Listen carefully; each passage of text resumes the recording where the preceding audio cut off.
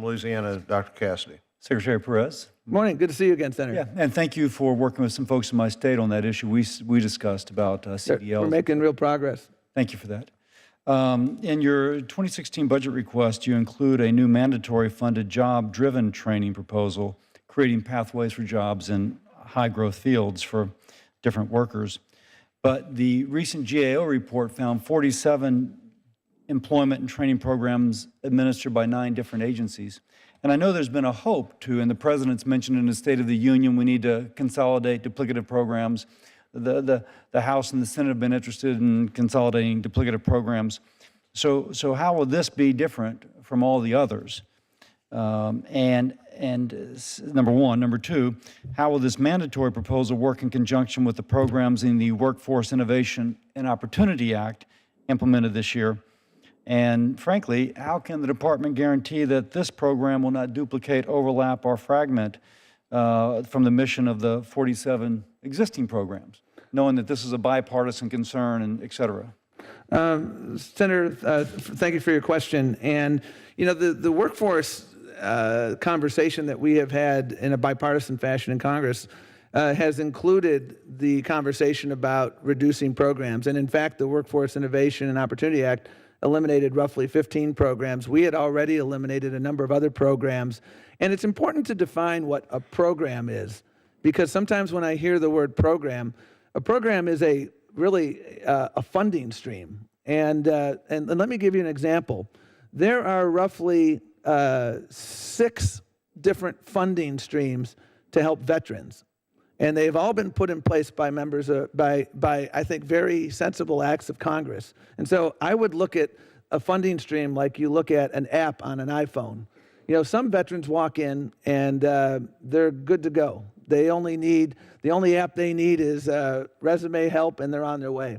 Some veterans walk in and they have a disability and they need help. And so we have, as a result of an investment from Congress, we have DVOPs and leavers. These are disability veterans employment people. Some veterans are homeless, so we have a homeless veterans reintegration project, and the list goes on. So you might want to, some people would call those 6 different programs. I call those 6 different apps that help reflect the fact that not all veterans get that, but on the other hand, there are still a bunch of them, probably over 30, just as the way that we've just spoken.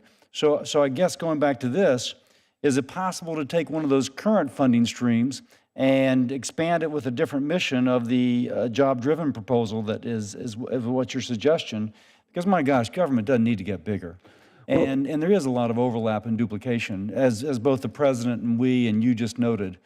So what's the rationale for one more program? Well, Senator, what we're trying to do is, one thing we've done now is we've learned a lot about what works and what doesn't work. And as I pointed out, and as you pointed out, we've gotten rid of what doesn't work. But I think what we ought to do is take what works and take it to scale. And that's what... So let me ask, implicit in what you just said is that one of those programs works. And you've learned that something in one of those programs is good enough to take to scale, and this is your proposal to take it to scale. I guess my question is, why don't we just take that existing program, because this sounds like a different proposal, as opposed to building on a current proposal, which apparently has been found to work.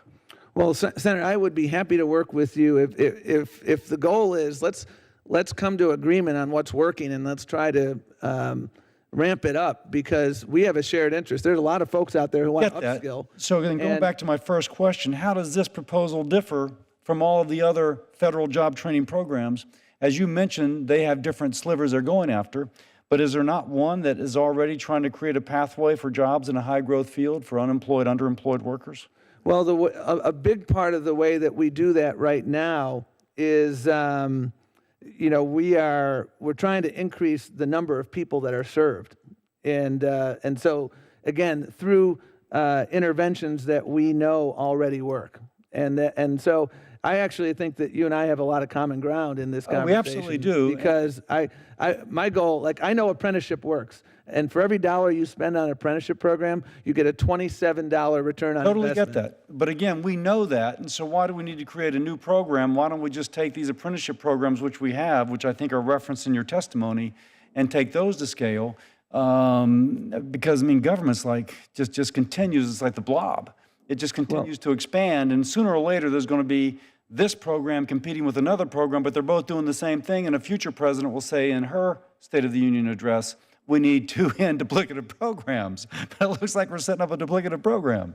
Well, I would love to work with you on this, because I think what you will find is that the bulk of our requests increase funding in existing programs so that we can dramatically increase the number of people who are served. And so I would love to be able to make the case to you, here's the sector strategies program, here's how it's worked, and here's our suggestion for scaling it. Apprenticeship the same way. I'd love to work with you on that, because we just did a panel this week, and we had a Louisiana employer on this panel who, they're in the oil and gas, and they're going gangbusters and using the workforce system to do it. And I want to expand their capacity. Yeah, we're out of time, but I would just say that I'm not disputing any of that. It's just that new aspect to the program that concerns me. It just seems like we have enough of current.